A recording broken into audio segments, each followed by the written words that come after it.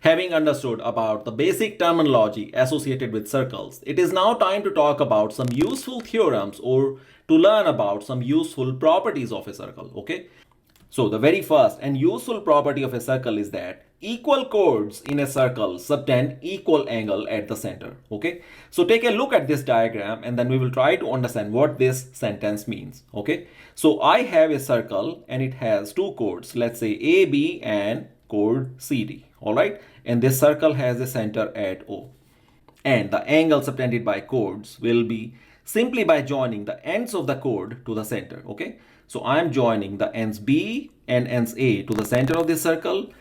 And likewise, I'll join the ends C and D to the center of this circle. So the angle subtended by each chord will be, say, angle X will be by chord AB, and then there will be angle Y by the chord CD, just the way as you see in the diagram, okay? Our objective is to prove that the angle X is equal to angle Y, right? Or in other words, you could say that the angle X will be the angle BOA, right? And the angle Y will be angle DONC. So these two angles are equal. That is what we want to prove, okay? So as you look into this diagram, you observe that there are two triangles, triangle AOB, and then there is a triangle COD, right? What do we know about these two triangles is that these four dimensions, AO, BO, OD, and OC, all of these are equal because they are the radius of this circle, right? So we can say respectively that AO is equal to OD, and we can say that BO is equal to OC, right? Because all of them are the radius of this circle, right? At the same time, we know that, and that is given to us, that there are these two chords. Chord AB is equal to the chord CD, right? That is given to us, right?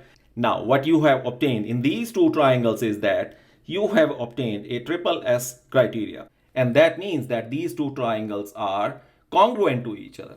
So when you have two triangles that if they are congruent to each other, you can simply say that all of their corresponding angles will be equal. And that will simply mean that angle X will be equal to angle Y because of this useful finding that we have that these two triangles are congruent. So this is our first and useful property that equal chords in a circle subtend equal angles at the center. Now let us take a look at our second property, which is also related to a chord.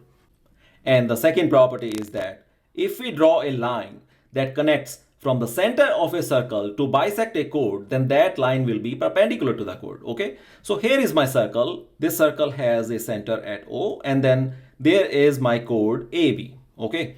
What we want to say is that if we draw a line that connects the center to the midpoint of this line or the chord AB, then that line will be perpendicular. So let's say that midpoint is point M. So we are going to connect this point O to the midpoint of this line AB. So here is my line, and what we want to prove is that the line OM is perpendicular to the line AB. So let's connect the endpoints of this chord to the center, okay? So we have A connected to O, and then we have O connected to the B, okay?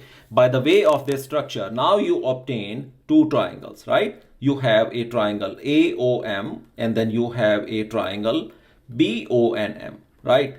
We are going to use the principle of congruency to prove what we want to prove here, all right? So what do you notice that this line segment AO is equal to the line segment OB. Why? Because both of these are the radius of the same circle, right? So this is the radius. And likewise, you can say that the line segment AM is equal to the line segment MB because M is the midpoint of this line segment AB, right? And this is because of midpoint, and this is what we obtained as an assumption in this statement, right? And likewise, you can also state that the line segment OM is also equal because this is a common arm between these two triangles, right? So this is a common arm, right? Now, based on these three findings, you can tell that once again, you have obtained a triple S criteria. That means these two triangles, the triangle AOM is congruent to the triangle BOM, right? So let me make a little room here for our proof, and then we will come back to our conclusion. So based on this, the triple S criteria and the congruency of two triangles, we can state that the corresponding angles will be equal. That means the angle AMO is going to be equal to angle at BM and O, right? And you also notice that the angle AMO plus angle BMO is going to be equal to 180 degree, because these two angles are supplementary angles, and supplementary angles sum is equal to 180 degree.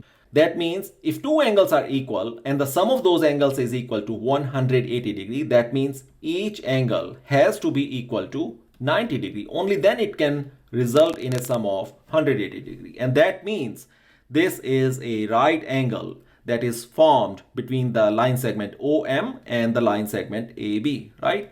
And this is exactly what we wanted to prove that the line segment OM is perpendicular to AB. Okay, so this gives us another useful property, that if you have a chord and if you drop a line from the center to the chord such that it connects the midpoint of the chord, then that angle will be equal to 90 degree. Okay, so now let us take a look at our third property, which is referencing the angle created by an arc to the center.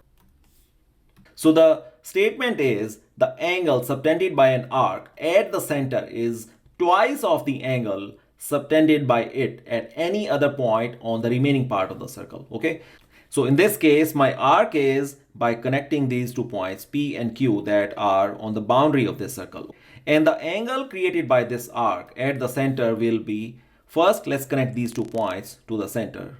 So we have point P and point Q connected to the center, and then there will be another angle formed by this arc by connecting them to any other point on this circle, and that any other point could be only on the circumference, right? So if these are my angles created, let's say this is an angle X and this is my center and this is angle Y, right? Our objective is to prove that angle X is twice of angle Y, right? So what we do is, let's create a line that is connecting from, let's say this is my point C. Okay, we are going to connect the point C to the point O, and let's extend this a little bit. Okay, so this is a straight line connecting the point C to the point O, right? And by the way of doing this, we are creating few triangles and we are also creating some angles. Okay, so let's say I have one angle here, that is the exterior angle 1. So in the triangle at POC, we know that there is an exterior angle 1, and this exterior angle 1 will be equal to the sum of two interior angles that are directly opposite to the vertex where we are making the exterior angle, right? So let's say those angles are 2 and angle 3, right? That means angle 1 will be equal to angle 2 and angle 3, a sum of these two angles, right? But we also know that the line segment OP is equal to line segment OC, because these both are the radius of the same circle, right? That means the angles opposite to the equal side of this triangle will also be equal, and that means angle 2 is going to be equal to angle 3, right? And if you join these two conditions together, let's say this is my condition A and condition B, right?